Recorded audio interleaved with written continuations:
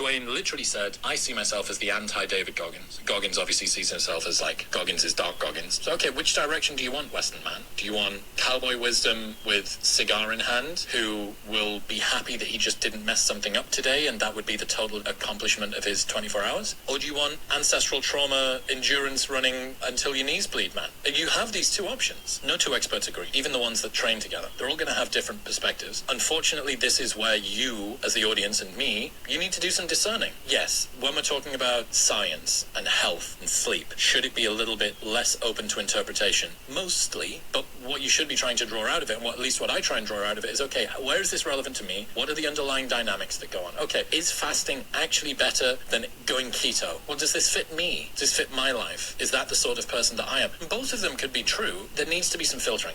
Treat Dwayne and Dick. All right. I always like to start the podcast with a random thing that a reel that Brian has no idea what I'm going to play. So I think I've kept it relatively appropriate so far. I don't think I've shared anything offensive. But Brian, do you know who Chris Williamson is? I do not know. He has his channel is now the Modern Wisdom podcast or whatever. But he's had so many different people on. But he's from the UK. His story's crazy. But I thought that reel that I saw today was fitting because, sometimes I need the David Goggins, like, just run, just get out there, just do what you got to do, grind into the ground. But otherwise, sometimes I also need, hey, man, what you're doing is just fine, and it's all going to be okay. What do you think? Yeah, I wouldn't say I don't dislike Goggins, but that's not my style. But I know he does get people out there moving. And the one thing I do have to say is I think a lot of people misinterpret his message and just think, Yep. oh, I don't have to train. I go out and do this.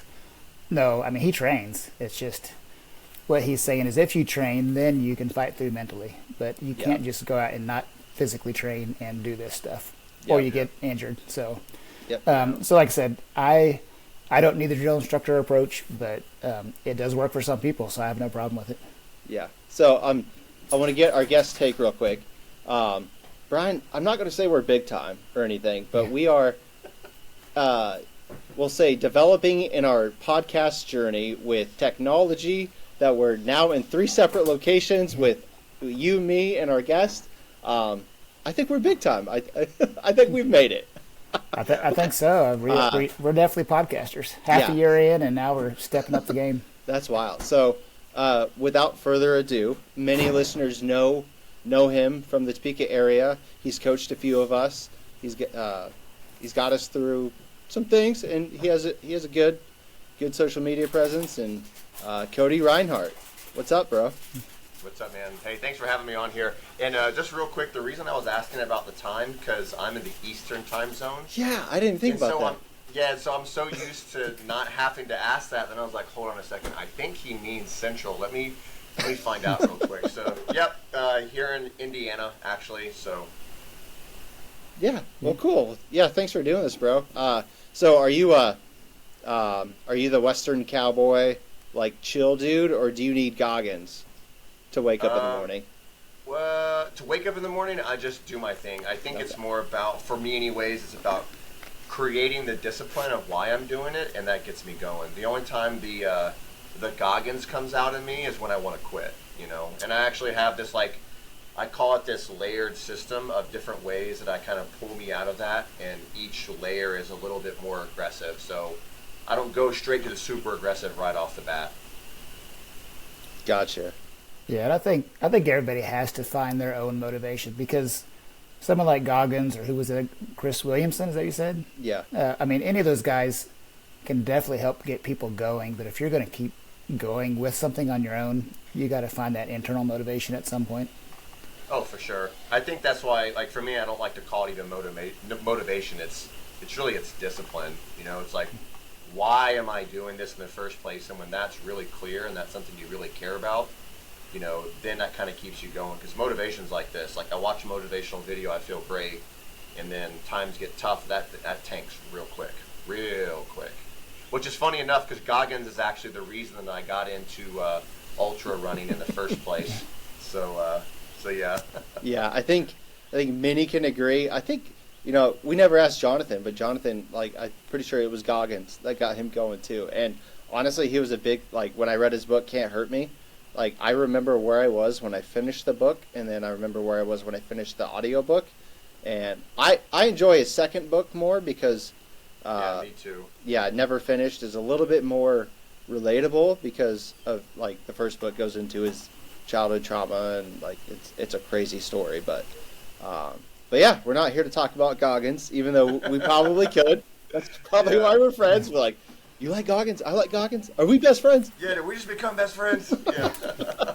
Yeah. So, quick little story where I met you, Cody, because I worked down at Forbes Field. I would drive by your gym every single day when you had it down there.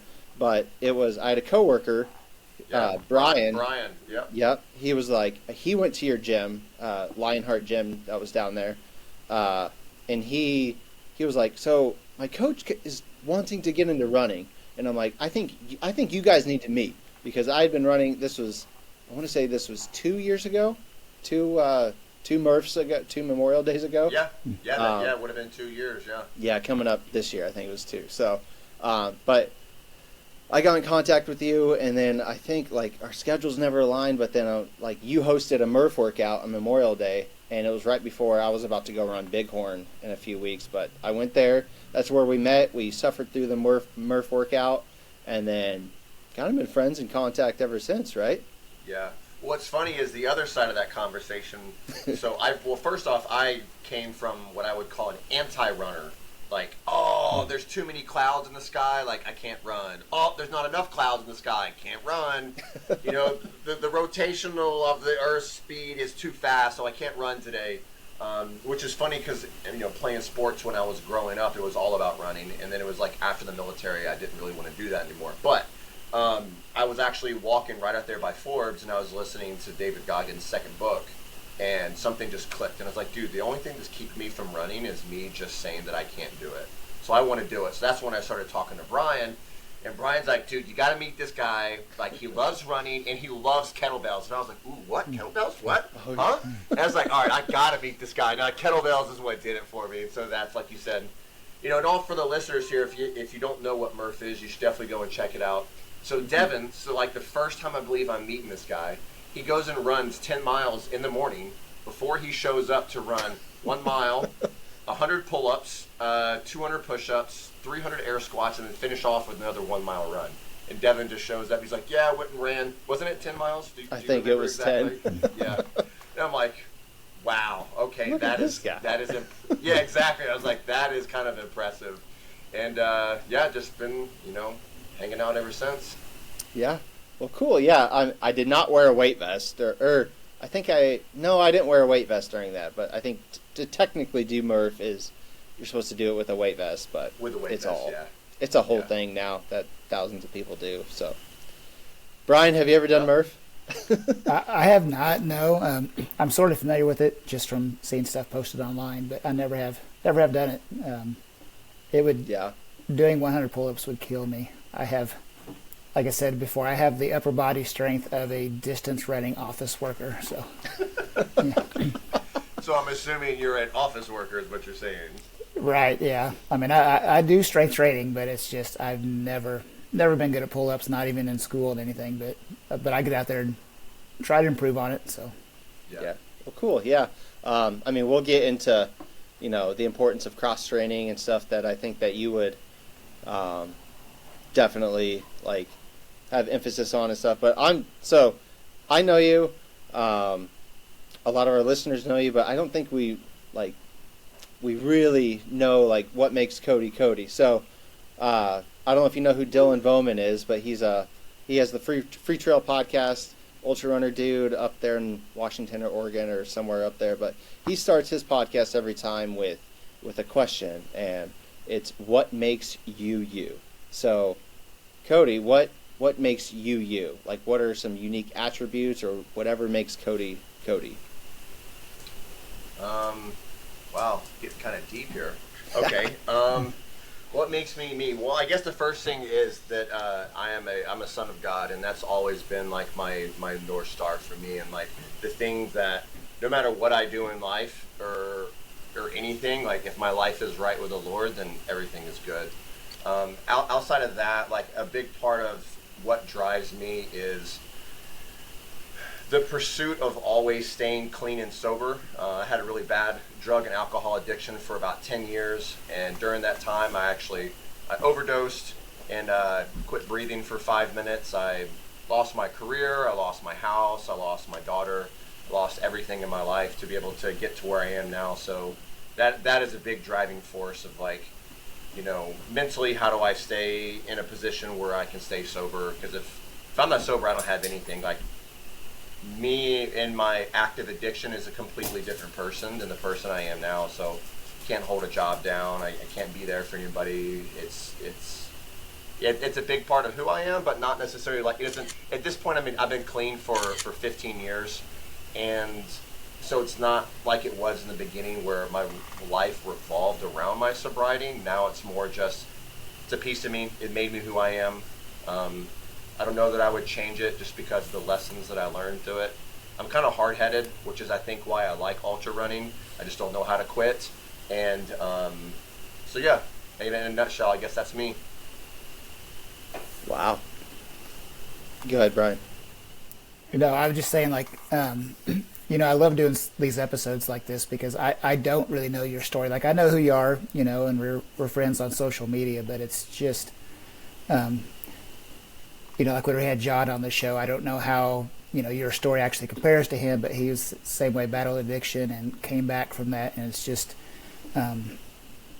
amazing to hear people fight that battle and come out on the other side of it. So, you know, I'm just curious. We'll get into more of the fitness and running stuff, and this probably all ties together, but was there a specific event or something that kind of made you decide, hey, I've got to change things? Yeah, so I was living in Oregon at the time, this amazing town called Medford, Oregon. And I'd always had these kind of, you know, bouts where I was clean for, you know, a couple weeks, maybe a month here or there, but nothing, you know, nothing serious. And then,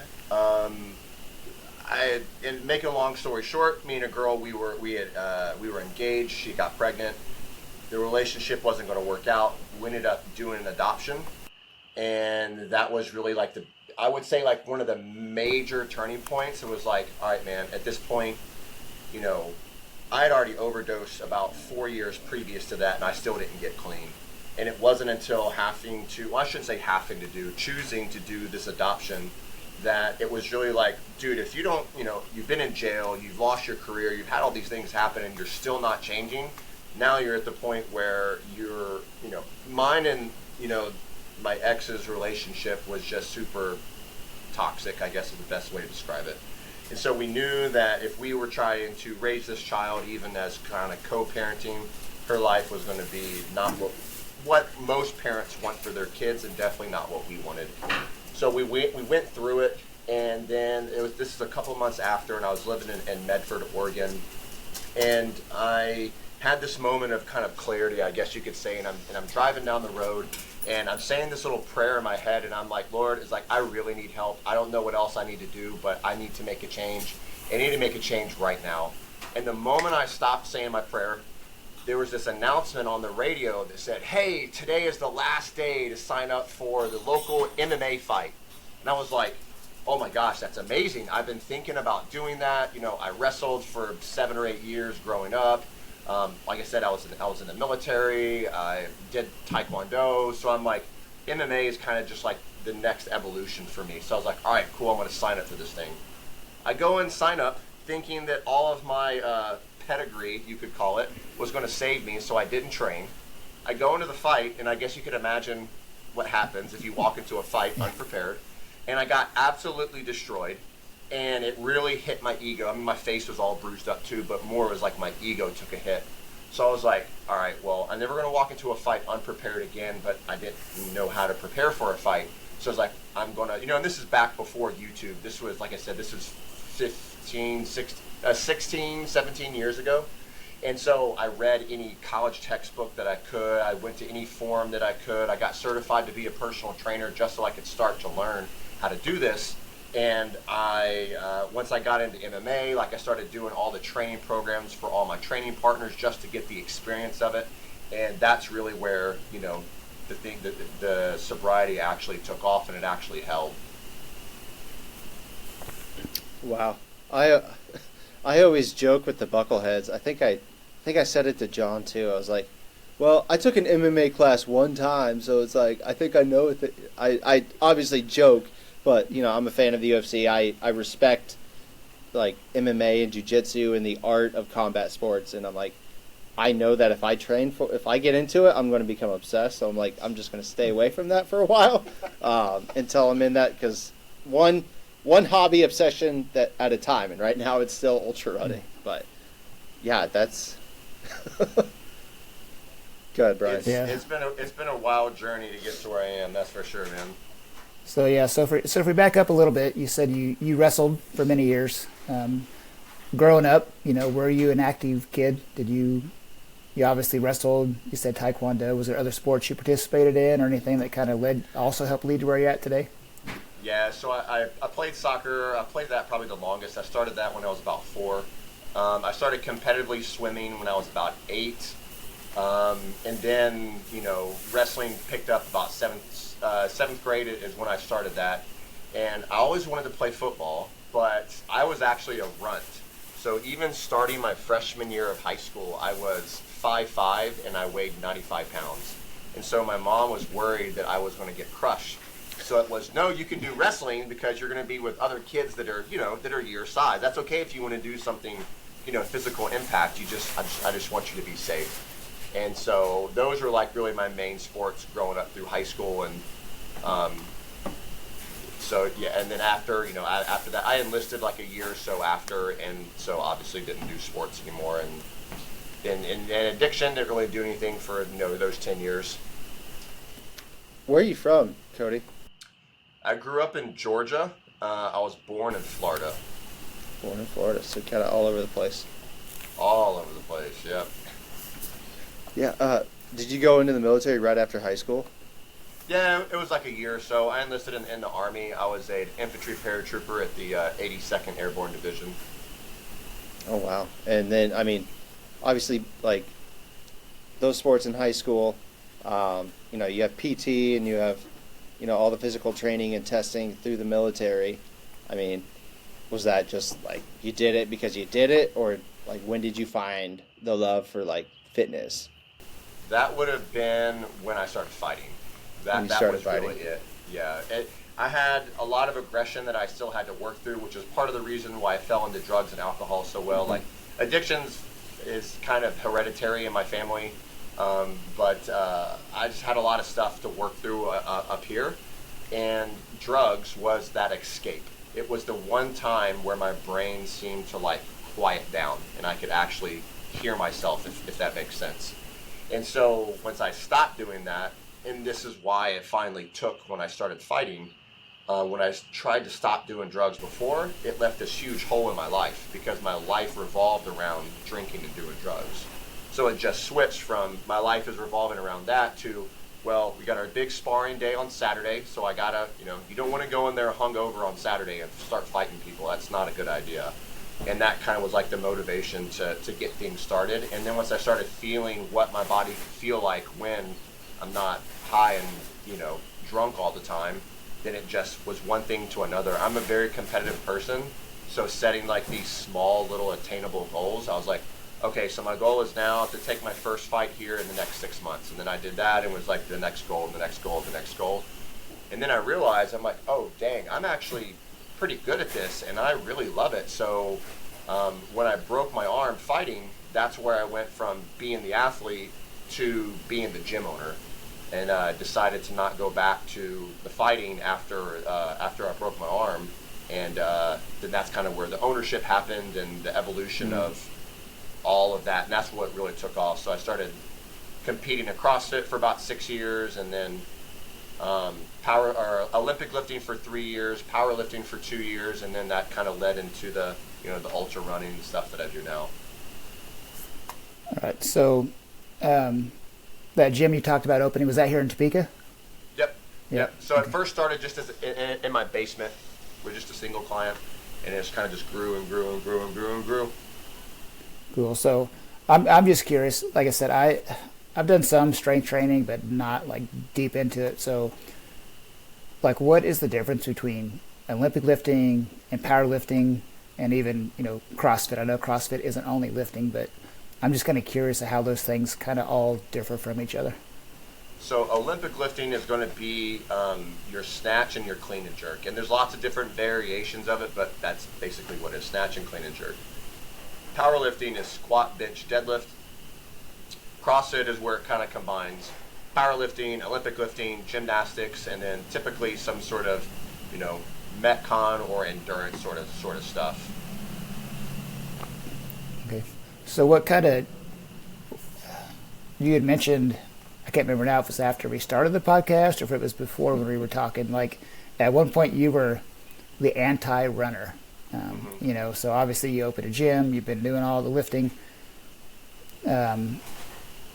I guess, so you got into running. Did you ever, I think you mentioned Goggins, but did you get into it thinking, I'm going to do ultramarathons, or did you get into it going, this will help kind of balance things out, or where, how did that all happen? Okay, so I had the gym for almost 10 years. We decided to close it, and if I'm being really honest, it kind of broke me emotionally. I poured my heart and soul and my wife into the gym. It was both of our full-time jobs. My kids were there every day. I would sleep in the gym.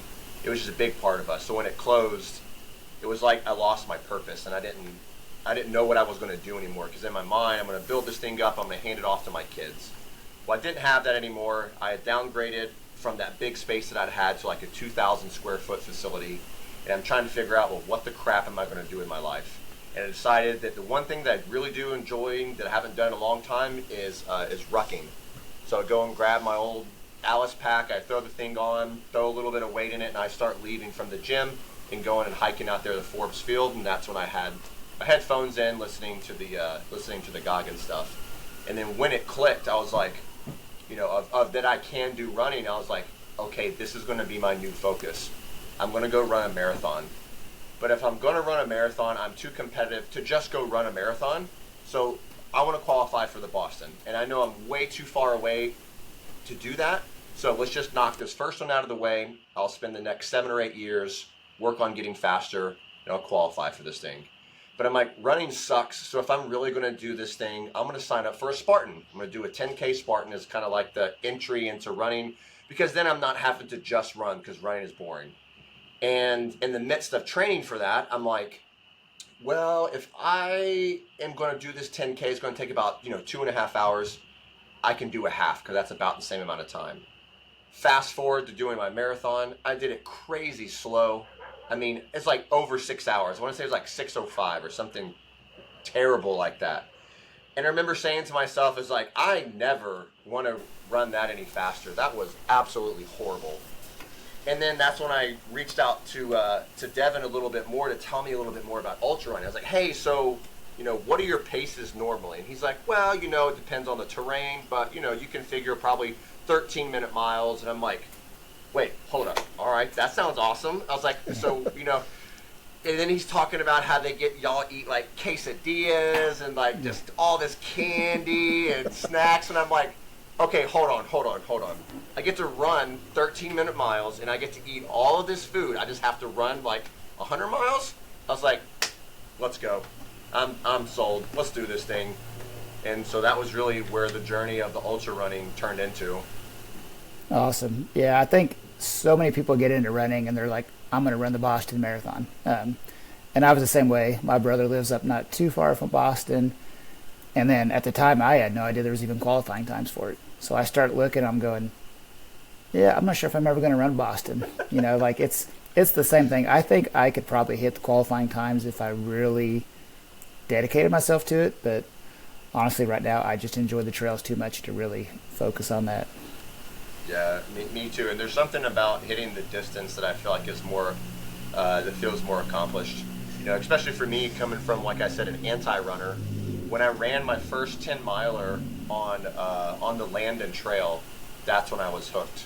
Because I was showing a friend, because my wife drove me all the way out there on, is that Shawnee Creek Road? Is that the one that's like all the way almost at the, I don't want to say the end of the Landon Trail, but it's like, she drove me all the way out, and then I ran from there to that trailhead that's over there by the gym in just one shot. And that's when I was hooked, because I was showing somebody on Google Maps. I'm like, yeah, I ran from here, and they had to like keep scrolling on Google Maps to show them where. And I was like, oh my gosh, I really just ran that. I was like, oh boy. I was like, here we go. I came home. My wife used to run cross country in college. She was actually a 2-time cross country champion. And I told her, I was like, okay, I see why people run. I'm sold. Let's do this thing. And then I just haven't stopped from there.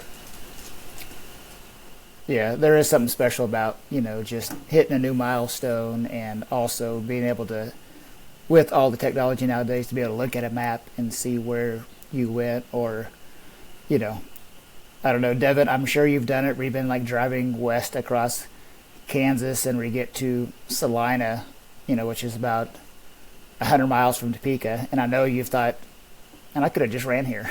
Like, yeah. I have definitely thought that a time or two. And I was going to say, too, it's like, you don't have to run 100 miles to eat, a quesadilla. Like, they have that stuff in 50Ks. They have it in marathons. And yeah, that's just the way, that's my competitive nature. I'm like, if I'm going to run ultras, like, I'm going to run, like, at least 100. Like, that to me, maybe not like, all the time, but it's like, if I could do, like, 1 or 2 a year as far as 100s, I feel like that's probably pretty good. Yeah. Or you could be like our Will Sprouse. I don't know if you know who that is. I think he just ran 8 straight weekends of 100-mile races. Yeah, that guy is. I think I'm going to run. So when this podcast comes out, well, it'll be a week before Prairie Spirit, and that's my next 100-miler. And I think that's the first time I'm going to race with him. But his philosophy is totally different. He's drinking Fireball at every aid station and all this stuff. But it's wild. But yeah. So I'm curious, what are the trails? Because you're in Indiana now, right? Yeah. I mean, and like, I want to get back to like you being in Topeka and all that stuff. But like, how are the trails in Indiana? Because the only thing I know of is the Indiana 100, and I think that one's relatively flat. But do you get good access to trails near Indianapolis? Not really. I mean, if you go south about an hour and a half towards Bloomington, and you go to like Jackson County and Monroe County, you can get some pretty decent stuff down there. So there's this one that's called the Three Lakes Trail. And if I go down there, it's a 10-mile loop, and you get like 1,600, 1,800 feet of elevation gain, depending on kind of which path you take. But right around where I live, which is kind of in the Indianapolis metropolitan area, not really. I mean, I went and ran 12 miles yesterday, and I want to say it was like 400 feet of elevation gain, so it's not anything. Yeah. Yeah, and I'm curious too as to where your head was at when you started even just getting into fitness, because a lot of times you'll see, like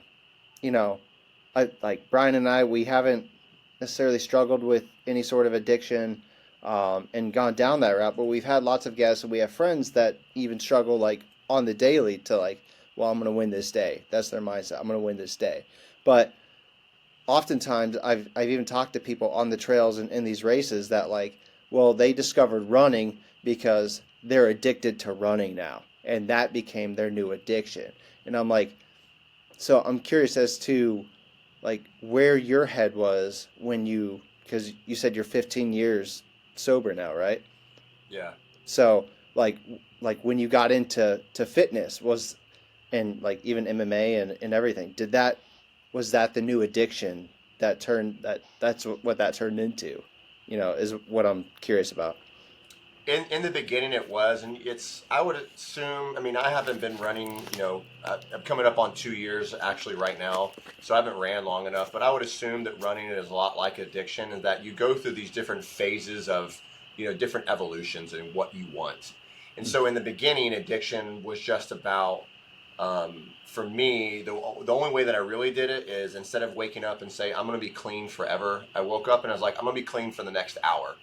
I made it to that hour, and I was like, I'm going to go to the next hour. And then I got to that hour, and I did that for weeks. And then finally, I was like, all right, I'm going to go, and I'm going to be clean till lunch, and then from lunch to the end of the day, and then the whole day, and then the whole week, and then the weekend. And so it's kind of like this building blocks of how I get there. And then, I kind of like looked up, so to speak, one day, and I'm like, oh crap, I've been clean for 18 months. And so during that initial 18-month period, like, yeah, that's very much what it was. It was switching one addiction for the other. Then it turned into something that it's like, I love being clean. I love the fact that I don't have to go to a barbecue and plan around, like, how much liquor am I bringing with me? Or we're going to go and we're going to go camping. Like, do I have enough drugs to bring with me for an overnight thing? Like, stuff like that. I started to enjoy that. And the things that my life turned into when I wasn't using, that now became okay, it's not necessarily an addiction. I guess you could say I'm addicted to being clean, if that makes sense, but it's not like an addiction, This addiction's not sending me to the hospital. How about that? Yeah, so running is not controlling your life. I mean, you enjoy it, Correct. you take time for it, but when you have Correct. family events, if you've got whatever, you take the time to go do what you got to do, then... Yeah, for me, the running portion is more about, like, feeling accomplished to set a goal for myself and then to hit it. It's more the competitive side of just who I am in the first place. Yeah, and just learning about you and even previous guests, like, just it's inspiring when, I know you take it, one step at a time, but when you see the success story, it truly is inspiring. And I like in every guest that we've had and in yours, and it's just, setting that example, and we'll get into like kids and family and stuff, but like that's awesome. Like I'm proud of the fact that, I know you and you're awesome, but all the things. Well, I appreciate that. Yeah. So I'm curious too, what brought you to Topeka? Like whenever our paths crossed. Oh man. Like I'm always curious. Okay. So I was living in Oregon, like I told you, and things weren't going well at work. I was renting a room from a buddy, and I really just wanted my own space, a job that I loved, that kind of stuff. So I was like, all right, I'm going to go out to Kansas, visit a really good friend of mine who I hadn't seen in a while, and I'm just going to go out there for 2 weeks. I'm going to clear my head, and then I'm going to come back, and I'm going to figure out what I'm going to actually do. Came out here. My car broke down. I didn't have enough money to get back to Oregon, so I'm stuck in Kansas. And I'm like, well, I guess I got to get a job. So I got a job doing one of the things that I've been doing, security installations since I got out of the military. And so I found a job at a local company that was hiring, and I started saving up money, and I'm like, well, this job is like really, really good, So I'm going to stay here a little bit longer. I'm going to save some money, then I'll go back to Oregon. Well, then I was at a church activity, and a mutual friend had brought Hannah, who also didn't live in Topeka. She lived in Virginia, and she was moving to Idaho, and she was only in Kansas City for like 6 weeks while she was waiting for her apartment to open.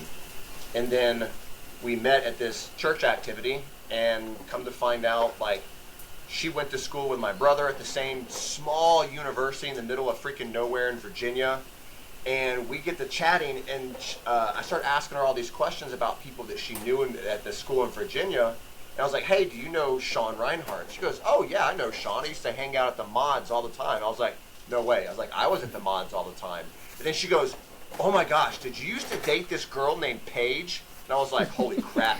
How the frick do you know that name? Because we're talking like, at that point, almost 9 years before that I had dated this girl, and somehow Hannah knew who it was. And we started dating a couple months after we got married, about a year after we met. And she lived in Kansas City, and I lived in Topeka. So when we got married, she moved to Topeka. And then that's when the gym kind of took off. Then we had kids, and it was just kind of that one thing led to another.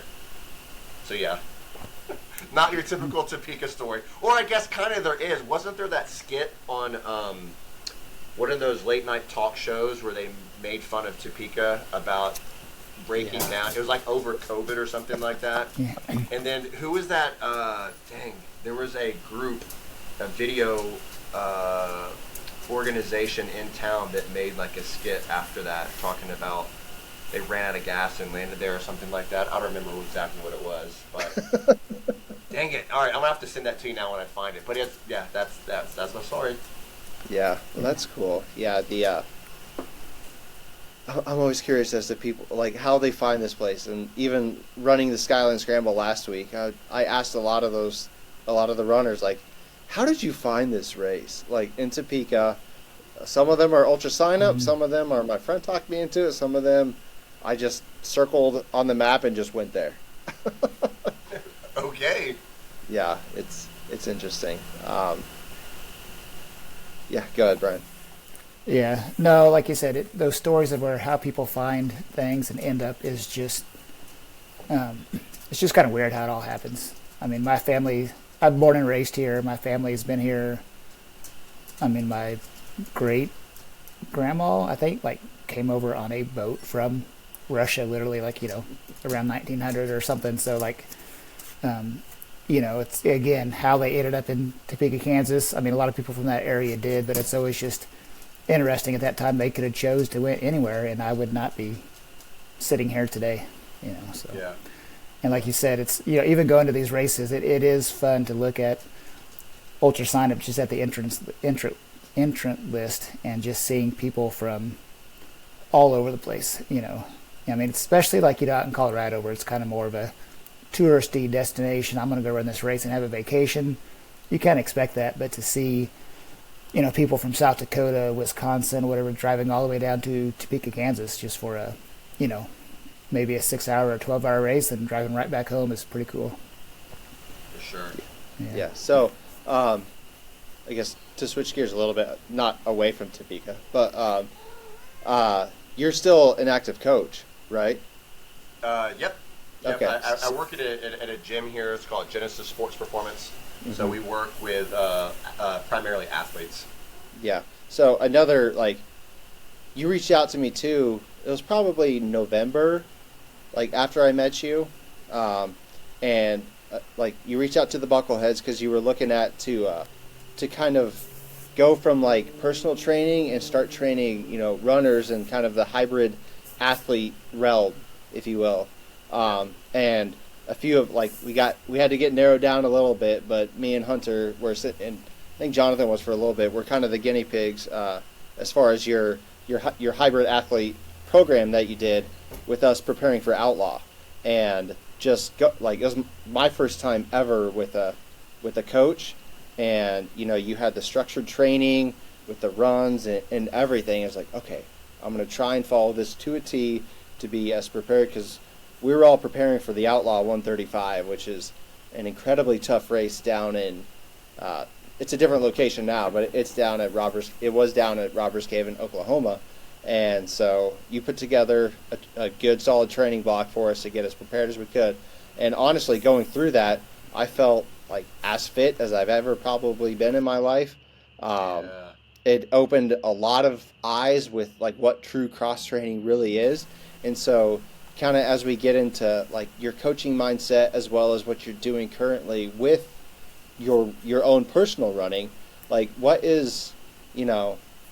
would you say for most runners, even like what's the balance? Because all the social media reels and everything, like strength training is important, and most runners, like I'll say I was not a bad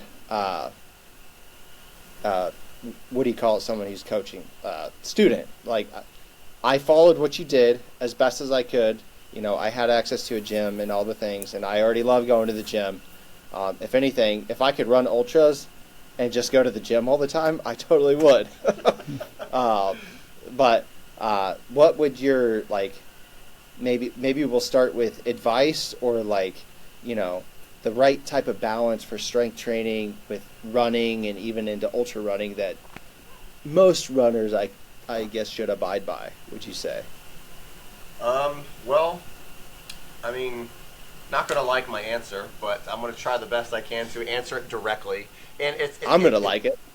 It depends, okay? It depends. And I say that because it's like, what is the goal?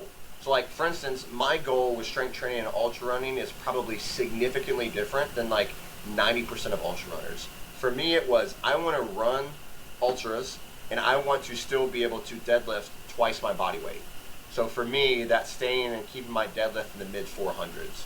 Most runners are not going to say that. Most runners, if you can even get them to strength train, it's, twice a week for 30-minute sessions, this type of stuff. Mm-hmm. For me, that wasn't my goal. So for me, mine looked a lot different than like the typical runner. So that's where I would start with, like, what is the ultimate goal, and prioritizing where are your hang-ups in your run. So it's like, all right, well, I do really good until I hit hills, or I do really good until I hit 50 miles a week in my running, and then my knees start hurting really bad, or I've got pain in my low back, or anything like that becomes the priority of the strength training is, oh, well, the reason your knees keep hurting and you keep having this tendon issue is because your tendons aren't strong enough and you have way too much repetitive impact that you're running in this continual cyclical motion like over and over and over again. Well, we need to strengthen your tendons. And now that becomes the focus. So just like we kind of were talking about earlier and having these different phases, strength training and running kind of fall into the same thing. Are you actively preparing for a run right now, or are you kind of in maintenance mode? That's also going to adjust how your strength training looks compared to if you're actively getting ready for something. So if you remember back to yours in the very beginning, because I want to say we did like a 4 or 5 month prep. And in the beginning, for at least the first month, maybe the first 2 months, I had you strength training like 3, sometimes 4 days a week. But then when we were about like 8 to 6 weeks out, that dropped to only 2. Why? Because the further away you are from an event, we want to focus more on building up this really strong base, because it's a lot easier to maintain that base at 2 days a week, looking at, once again, hey, I've got knee issues, we've got a lot of elevation here, so we need to strengthen parts of the body that you're just not going to when you're running. Specifically areas in like your groin or your adductors are going to be the big ones. And then like your glutes and hamstrings, those are also going to be another one, especially if you're doing a lot of elevation stuff. So one thing I'm curious about, and I see this argument from some runners who don't lift, is, I don't want to say it's a myth. I think it kind of is, but if I lift weights, I'm going to get big and bulky. And as I understand it, I mean, yes, that can happen, but you have to lift a certain way, you have to eat a certain way. Like, there's lots of things to, get big. If you're running lots of miles, that's not going to happen. So you can explain it much better than I did. But like, for people that say, hey, I don't want to get big, so it's because it's going to mess up my running, like, how do you convince them that, hey, strength training is not going to hurt your running? I mean, you nailed it, man. It's about the volume of how much you're lifting and what you're eating. But the other part of it that I think is untalked about, and this is actually a conversation Devin and I have had, a lot of runners are underweight. Like, they don't weigh enough. And so even if they are to start strength training like Devin did, and you put on like, what, 4 or 5 pounds, I think you said, in that block? Probably, yeah. Somewhere in that ballpark. There are a lot of runners like, oh my gosh, no, I put on all this weight. But what it allowed you to do was run faster, you recover faster, you can hit hills at a faster intensity. But the biggest thing being recovery. If my body is now able to sustain lifting whatever amount that I'm lifting, well, then when you go and run, it can bounce back a lot quicker. And I think that's the unrealized benefit of strength training is, yes, if you put some weight on, did that weight actually benefit you, or did that weight pull you down? And if you're putting weight on, because like even, using Devin as an example here, we weren't focused on building muscle. We were just lifting. And he just happened to put on 4 or 5 pounds, and then his body kind of like leveled out there, and that was perfect. That's all that he needed. That's me as a coach. When I hear that, it says, okay, your body feels better when we're just a little bit heavier. There's nothing wrong with that. Especially if you start getting into longer distances, if you're carrying packs, being able to sustain, carrying your body for longer distances, well, you need stronger legs, low back, even upper back. A lot of times you'll see runners start to get that hunched over look, and it's because there's not enough muscles to kind of like keep them upright. Yeah, and it's kind of cool to hear you make that comment about runners are underweight in some cases, because I was listening to There's a podcast called Your Diet Sucks is the name of the podcast. Nice. And they're both runners. One of them was a former collegiate level cross-country runner, and I can't remember now if she's talking about her own story or a friend of hers. And they had like weekly weigh-ins as part of their cross-country team, and they would get yelled at and, in trouble if they, put on a pound or whatever because the coaches were so strict. And I think a lot of that is going away nowadays. I mean, people are realizing, hey, this is causing eating disorders for these athletes. So it's not, there's no magic number on the scale. So exactly, because when you are in that state, what typically ends up happening is malnutrition. Right? Like you're literally not eating enough. And if you're not eating enough just to focus on keeping your weight at a certain scale, on the scale, then what is that doing to your overall performance? If I put on 5 pounds, but my run times go down and my recovery time has increased, how is that a loss? I don't understand, and that happens a lot in like this shorter distance kind of stuff too, like that cross-country realm that you're talking about, that, oh, no, we can't put on 5 pounds, and coaches telling athletes that, you need to cut weight, and it's like, hold on, what? I think a lot of that kind of stuff stems from the fact of someone's repeating what they were told, who's repeating what they were told, who's repeating what they were told. Like if you've ever gone into a high school and lifted weights, that's exactly what happens. These high school coaches are coaching the way that their coach coached, and their coach, and their coach, and their coach, and their coach, instead of looking at, well, what is actually the more effective way to do it? And I think that's what you see most of the time. People think that lighter weight equals faster, and that's not necessarily the case. It could be. Like, if your weight is keeping you from hitting the goal you want, then yeah, maybe you need to. But for the high majority of people, that's not the case. Yeah, and just to, stamp on that too, is I think like the hybrid athlete realm right now is really emphasizing that too, because you have, I'm going to say, I really hope that they are natural, as they say, and they're not using any sort of enhancements, but the Nick Bears of the world, or even, I don't know if you follow Cameron Haynes' son, Truett Haynes, that guy is he just broke the pull-up record and then went and ran a 2:30 marathon, and he's just a brick house of he's a big muscular dude. And so, but in that hybrid athlete world, they're kind of showing that hey, you can have some muscle and you can still be fast and recover well, and they're emphasizing all that, and it's recovery is the name of the game, and it's regardless of if you're this kind of hybrid, which personally I don't love that term hybrid. Just I don't know. I don't know why I said it. I think it. I mean, I know what you're saying, and kind of that's how the industry or people as a whole kind of understand the topic that we're talking about. But I think too many times the word hybrid gets used as a way to say, well, I'm doing a little bit of endurance training and I'm potentially doing some strength training. But in hybrid, in the original sense of what it really is the guy, I'll call him the godfather of hybrid training, we're talking about Alex here. He was going out and he was doing 700-pound deadlifts and running, I want to say 3-hour marathons. And this was 15, 20 years ago. This was a long time before the word hybrid was even really out there, and CrossFit was only just kind of becoming a thing. And now it's kind of used for a term of anybody who, they lift and they run a mile here or there. And I'm like, well, I wouldn't really classify that as hybrid. I would classify that as more just a good balanced program. But I digress. We could talk about a whole podcast about that. But the name of the game is really about recovery. And whether or not that you're doing ultra running, you're doing this kind of hybrid training, you're doing whatever it is that you're doing, if you can't recover from the training on a physiological level, you can't improve from it. Because the whole way that you have an adaptation in the first place is you break the body down. And from a muscle standpoint, you're creating what's called microfractures. So I go and I hit a workout, it literally tears the muscles. It puts these microfractures in it. And the body internally goes, oh, dang, what the crap just happened? We don't want that to happen again. So we're going to grow back stronger so that we can avoid that. Well, that's why next time in the gym, you either have to lift more weight, more reps, more sets, whatever, because now the body is prepared for what you did last time.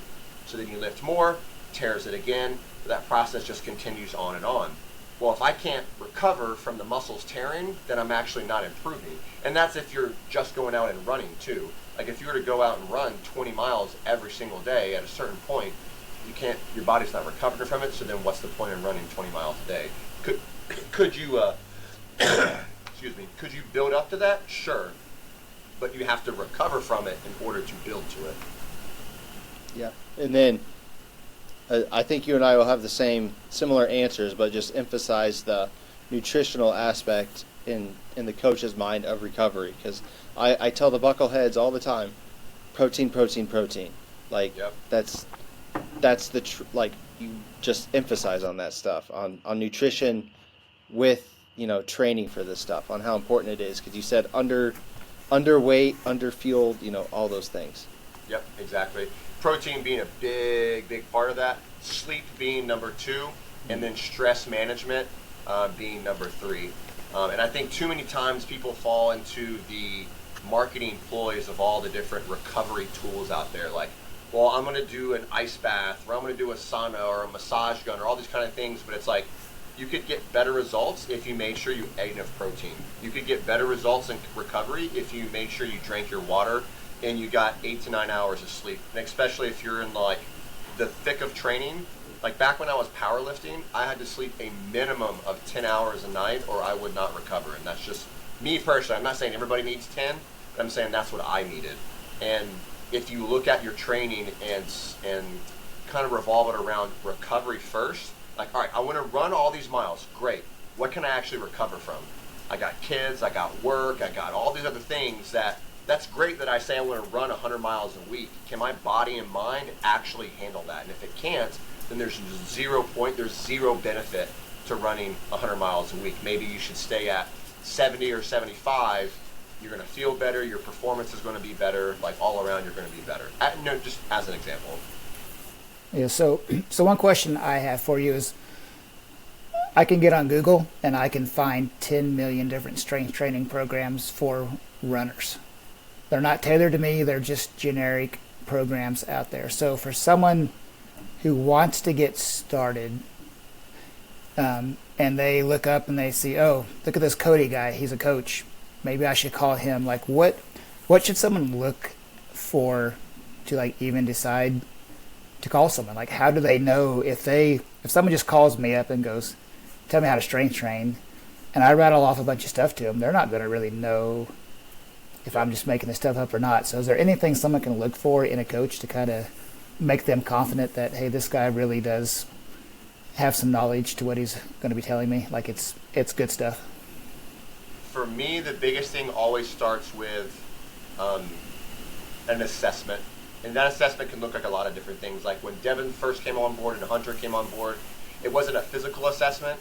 It was a kind of like figuring out where they're at. Like, hey man, do you have any injuries? Do you have any ailments? Like, where are the areas that you're struggling as far as your running is concerned? And I built everything from there. So like, Devin didn't have it, but Hunter had a ton of knee pain at the time.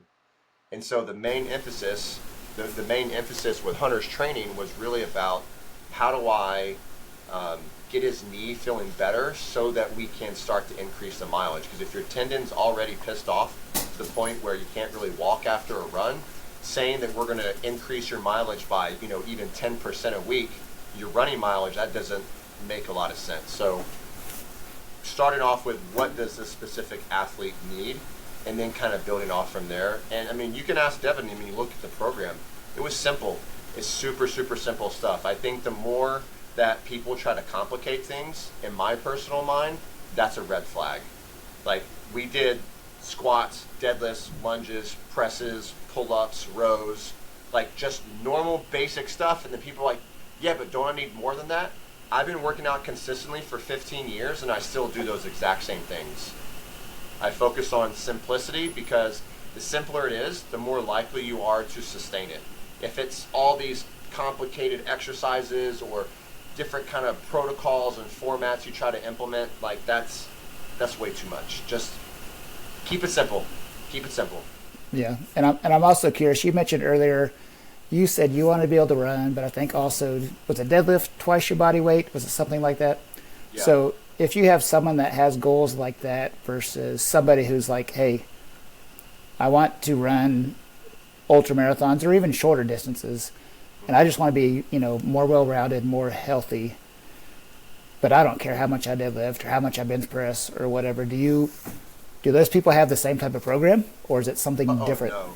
Okay. Yeah, not at all. So like, for instance, for my program, when I'm in like, I'll say full program mode, I mean, I'm strength training 4 days a week. Typically, they're an hour and a half to 2 hour long sessions on top of, running 40, 50, 60. The most I've ever been running at one time was like 80 miles a week while I'm also strength training 4 days a week, like I had just mentioned. Now, each different block, I have block emphasis of a strength block and endurance block, and so the training can kind of alternate in what I'm really pushing, because you can't really push both at the same time. I found that out the hard way. But, I mean, I could until I reached about 40 miles a week. Once I reached about 40 miles a week running, I had to start making some changes. But the typical runner who's wanting to go in there and lift, it doesn't need to look like that at all. I mean, you're looking at probably 30, 45-minute sessions, 2 to 3 days a week is probably where I would put most runners at. Make sure that the majority of your lifts are going to be compound lifts, meaning that I'm doing a squat over a leg press, like like a typical leg press or like a Smith machine or something like that. Do like actual barbell squats are better. And then any areas where you have issues, you have tendon issues, then that needs to become a big part of the program.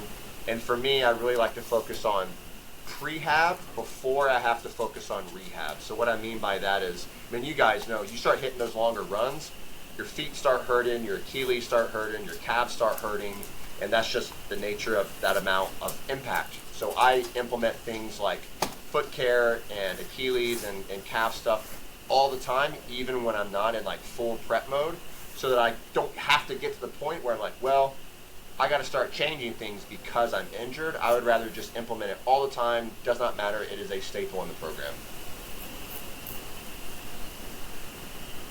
Yeah, and just to emphasize on that, I think one of the, I learned a lot during your programming, but I think one of the things that I love the most, I still do most of it pretty much well-rounded all the time, but I can't remember what it's called now. I was thinking about it yesterday. But when you put the kettlebell on your foot, the tib raises. Tib raise, that's what it is. Yep. Man, that has been a game changer when it comes to late in the race pain. And it's just like a 10 to 15 pound kettlebell, and you just elevate your leg and just raise that baby and just work that out. Yeah, for me, the big ones were, I had to do the tibs in the beginning. Yeah. I always do some sort of pogo hops, single leg hops, things like that really work on the footing. But for me, I had to really start adding a lot of hip flexor stuff. I started having a lot of pain on the inside of my hips, especially the more uneven the terrain was. I would really start to feel that on the inside of the hips. So I started to focus on things specific to help strengthen the hip flexors, added in a lot of things like loaded carries. So, grabbing a pair of 100-pound dumbbells in each hand, sitting up really tall and then just walking with it. Simple things like that are just really good. Even if you're not running, by the way, those are really good. But once again, it kind of goes back to what we talked about at the beginning. What is your focus with your running, and how can your strength training pair really well with that? And I think that the majority of the time, kind of going back to Brian's point, why runners don't want to lift is a big misunderstanding of what they think is going to happen if they start lifting. And I know that, as runners, we love to run. It's like, if I lift, then I can't run. And if that's the case, then I'm not going to do it.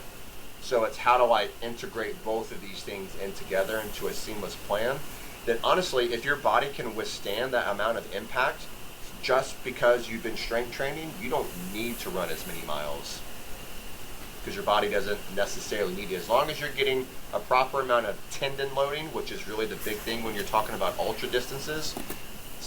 Typically it's not your cardiovascular, right? Unless you've got some insane distances, but even that, it's going to be more like, dude, my legs freaking gave out. We can train that in the gym to help you when you get to the trail, because then you got things like your adductors that's really hard to hit when your hip isn't going into complete flexion when you're going up a hill. But in squats and lunges and step-ups, we can absolutely train that. So we can train these greater ranges of motion which then have a massive carryover to when you get out on the trail or the road or whatever it is that you're using for your running. Yeah, and I just to emphasize that too. Like I think, I mean, myself having an active job too helps, where I get 12 to 15,000 steps in a day. So that kind of like outside of workout movement, I think has a big deal. But in my case, like my mileage is lower than most people that run similar styles of races that I do. But I think it's because, honestly, I think it's because I started out doing OCRs, and so I emphasized gym. Like I went from gym to adding running, and then doing OCRs, and then just transitioned to ultras that way. But yeah, I mean, not to use myself as an example, but my mileage is typically lower than most. But at the end of the day, you still got to run. I mean, there's no way around that sometimes. But exactly. But it's also looking at like, okay, when people can, I think, kind of what you experienced. You've never really worked with a coach, so then I'm hesitant about strength training. I don't really know how to do this. But then as soon as you did it, you're like, oh, I mean, you were already kind of in the strength training camp anyways, but now you're like 100% sold. You're like, I have to continue to do this. Mm-hmm. And I think it's getting people comfortable enough to make that leap and say, look, you know, if your run times haven't been improving, or you keep having this continuing injury, or you're kind of like limited on the amount of miles that you can run because of these issues that your body is, you know, breaking down, not recovering, yada, yada, yada, treat it as an experiment. Take the next 3 to 6 months when you're not actively preparing for something, figure out what is the best way for you to implement strength training, potentially hiring a coach, because obviously when you hire a coach, the learning curve is going to be a lot shorter, right? Like you don't need to figure things out as much because the coach is going to help you figure that out for you. And then just go with it. Say for the next 3 months, I'm going to implement strength training into my program, and I'm going to see how much better not only are my runs, am I able to run further, do I feel better, do I recover faster? And I think once people have that, then they're bit by the bug and they're like, okay, cool, I need to just, this is a staple of my training now. I have to do this now. It's not a, well, if I have time. Yeah. So, yeah. Are you actively seeking, or not seeking, are you actively accepting clients and even runners and everything? Yep. I have several clients right now that are, everyone kind of trains a little bit different, because the whole point of my method is that it really allows to, like, what is the thing that makes you most fulfilled? For me, I have this really big race that I'm training for right now. I'm going to be doing a 150-mile FKT here in Indiana. It's literally the run across Indiana. And then the day before I do that, I'm going to do a powerlifting meet with the goal of hitting a 1,300-pound total, which a total, for listeners who maybe aren't familiar with powerlifting, it's the squat, bench, and deadlift. And combined of those 3 lifts, I'm trying to hit 1,300 pounds, which puts me at about like a 500-pound deadlift, a 450 squat, and like a 340 bench. And then the next day, I'm going to go out and do this 150-mile race. So most people hear that and they're like, I have zero interest in doing that. I just want to go and do this 50K trail run. Fantastic. Your strength training looks significantly different than mine. I have another athlete that just likes to lift. I have another athlete that is kind of on this competitive CrossFit high rocks path. So all of my coaching is customizable to the individual and their goal. Cool. Well, we'll make sure we get all of your contact info, and we'll post it on this the description for this podcast, and we'll throw it out on our social media stuff too. So if anyone's listening, looking for a coach, hit Cody up, and awesome. He'll help you get started there. So yeah, let's go. Yeah. So one question I have, just to switch gears just a little bit. Sure. I know you said you're married. You have kids too, right? Yep. So 4-year-old and an 8-year-old. Okay. So one thing we always kind of ask people is, you know, my kids are older. Devin's still got some little ones at home, but how do you manage to find a balance between, you know, family time and training? Yeah, that is a constant evolution. I wish that I had like I'm a formula kind of guy. Which is why I like math. I know I'm kind of a nerd in that regard, but I love systems, I love organization, and this is one of the things that I feel like I'm always trying to figure out. I feel like, hey, for the next 4 months of my life, I make this work, and then for whatever reason, that kind of changes, and now it's this. So what I try to do is, as much as possible, I try to bring the kids to at least be part of it. Unfortunately, for most of my my weekday runs, I have to do from the house, so I have to run on the road. And so the kids will at least do the warm-up with me. Or they really love, I don't know why, but they really love to help me get my pack ready. So they like to count out the gummies. And then the other, and then my youngest one, Barrett, my 4-year-old, his job is to go and fill up the water bottles and put the tailwind in the little bottles that go in the front. And like, I just kind of make them involved with it. And that's probably the best way that I found to do it. And sometimes, I mean, it is a sacrifice, right? Like if you're going to go out on Saturday and hit a 4-hour run, like, well, what are you missing at home when you're doing that? And I wouldn't be able to do it though if I didn't have the support of my wife. Like, absolutely. If every single time I went to run, if I got, nagged at, there's no way I can make it happen. And I'm hoping that as my kids get older, they'll continue to have interest in this. My oldest has done a couple of mud races, and we actually got him a ticket for his first real Spartan race in July here in Indiana.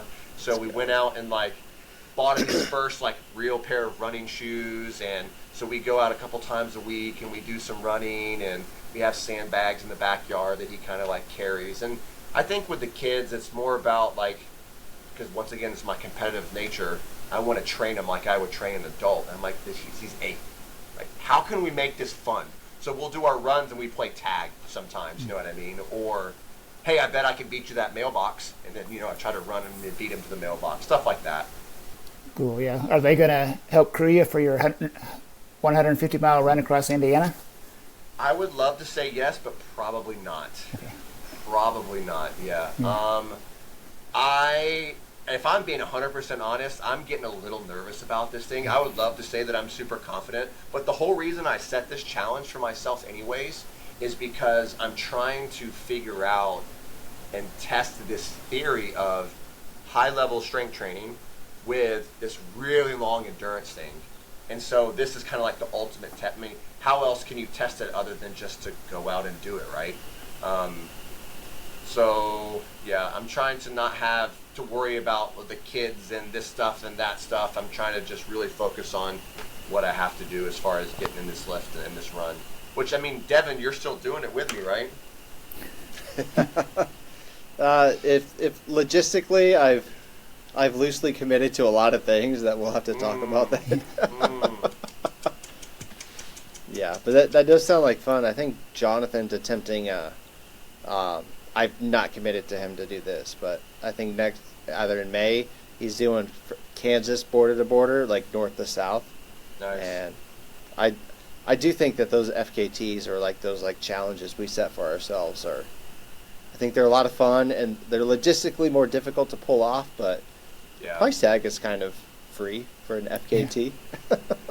I mean, it's free in that you don't pay a sign-up fee, but you pay for all this other stuff. You pay for a lot of things, so. Yeah, but I mean, that's the whole point, right? I would much rather set this massive, massive goal and not hit it than to go, dude, that's just really hard. I don't know how I want to do that. I still have a full-time job. I want to, have some sort of life, which that part's kind of gone to the wayside at this point. But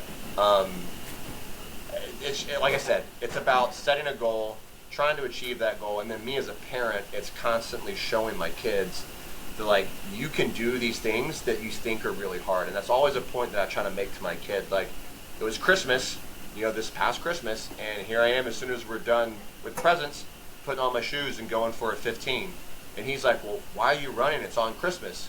And I was actually really excited. I'm like, yeah, this is a great teaching moment to kind of show him, hey, I said I was going to do this thing, and I'm doing it. It doesn't matter that it's Christmas. I go out and do it because I'm a man of my word. And so that side of it has always been really nice. Yeah, and as we kind of wrap up here, we all got families. I don't want to take too much more of your time, but I love, we've had a lot of parents on, both mothers, fathers. I think we've had a few grandparents, right, Brian? Some of the Buckleheads, we've had all their grandparents. Yeah, I know. Blaine's got some grandkids.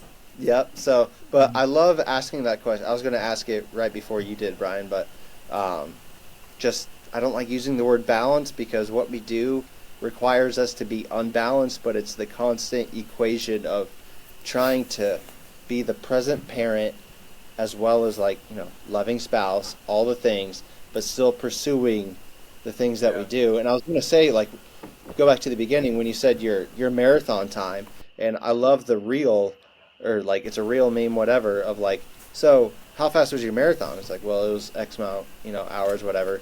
And then what's a normal marathon time? Normal people don't run marathons. And like what we do as like ultra runners, and like in the space that we're in, it kind of feels like we're comparing ourselves to others and the other people in our groups and all the things. But like in the grand scheme of things, we're not normal for doing this. Like we're kind of like the way that we're trying to balance being a present parent and active dads and pursuing the goals and the physical tests and all the things. It's inspiring to see. It's inspiring, to surround yourselves with people like you and, people like the group and everybody. And it's awesome. And we're bucking the trend in a lot of things. And, I hope that, like, you've said a lot of great things in this podcast, and thanks for doing this. This has been a lot of fun. There's a lot of value. We're going to share it. Lots of content out of this. I'm not going to say we're influencers at this point, but we've got a good, you're getting it going. Yeah. I will say, as far as I started thinking about that question more about balance, and I do know that there are a lot of times where the way I find that balance is how do I schedule my run, even if it's a major inconvenience for me, so that I can be there for the kids. Like, especially when you get closer to an event and you're doing more back-to-backs, I'm like, all right, well, I guess that instead of running at my normal, 2 p.m. or 4 p.m. or whatever, I'll wait till the kids go to bed, and I'm going to hit this thing at 7 once they go to bed. Or, well, my long runs are getting to be 5 and 6 hours now, so, if I leave at 8, now I'm running until like 2 a.m. or whatever it is. So the kids go to bed at 7, so I'm going to start warming up at like 6 o'clock. So I'm not going to be able to put them to bed like this night, but I am these other nights. And sometimes just putting myself in an inconvenient position so that I can be there, because kids are super observant, right? And while we want to try to explain to them what we're doing and how this is good for us and good for them and yada, yada, yada, at the end of the day, if they feel like you're not there, to me, that's not worth it as a parent. So I want my kids to see what I'm doing as an inspiration and not Dad's always gone. That I don't want to have. So it's like, how do I change those things? Yeah, well, solid points. Yep, and finishing. But at the end of the day, it is a sacrifice, right? If you're going to run these kind of distances, you have to be willing to sacrifice something. And maybe like for me, that sacrifice has been having a social life. And the more and more I started running, I realized I don't really care about a social life. So then it wasn't a sacrifice anymore. Then the next sacrifice came when the kids are real young. Like, what are you really doing with them anyways? You know what I mean? Like, when they're real young. I mean, Devin knows that. Got those newborns. You know what I mean? And so as the kids grow, like, it changes in how much you want to be around, you need to be around, that kind of stuff. So. Yeah. Well, when you're finishing up that run at midnight or 2 a.m, that just is going to help you out when you're halfway across Indiana at 2 a.m. some night. So. Yeah. Well, sweet, bro. Thanks for doing this, man. Thanks for taking the time. Do you want to plug Rhinehart real quick, or like your coaching platform, or? Yeah, I mean, they can find me on Instagram at Rhinehart. You're probably going to misspell that, so just check out the show notes. But, I mean, I really just do the coaching more of on the side. So I really just, when I'm looking at bringing on a client, I just really make sure that what they want meshes up with what I can deliver. And that's not always the case. And so, like I said, because I don't have a ton of time to be able to do it like I did when I was coaching full-time. And so if people do want to reach out, just know that this is not a hard sell. That's not me anyways. So I'd love to help people out, even if it's just coming and sitting down and doing a consultation or giving like ideas how to put things together, like all that. I love being able to give back and helping other people experience the joy and the kind of fulfillment that I've experienced through running, because it literally, like, kind of, I know we're kind of wrapping up here already, but outside of drugs and alcohol, I hadn't really found anything that really made me at peace. until I started running. And the moment I started running, like I have a sense of clarity and just peace that I can't describe. Like it calms my mind like drugs and alcohol did, but now I do it with something that's good and positive for myself, and so I love to be able to give that to other people and help them kind of feel that same thing. So there's a clip right there. Yeah. Cool. All right. Well, we got a few rapid fires we like to throw at some folks if you're up for Sure. them. Yeah. All right. Are you a Coke or Pepsi? Or neither? If I have to choose, I'm going to say Coke. Okay. Are you Garmin or Koros? Garmin. Garmin. Are you music or no music while you're running? No music. No music. Yeah. Raw, baby. That's the Goggins. Goggins is always like, if I need motivation, I'm going to dig back into that cookie jar and pull one out and then get riled up. What's your go-to food on the trail if you got a snack or even fuel? Either Pop-Tarts. Lately, I switched over to the Nerd Ropes, or what are they called? Nice. Like the Nerd Candy, Nerd Clusters. The clusters. That's right. Yeah. The Nerd Brian knows. Clusters, and like the Starburst.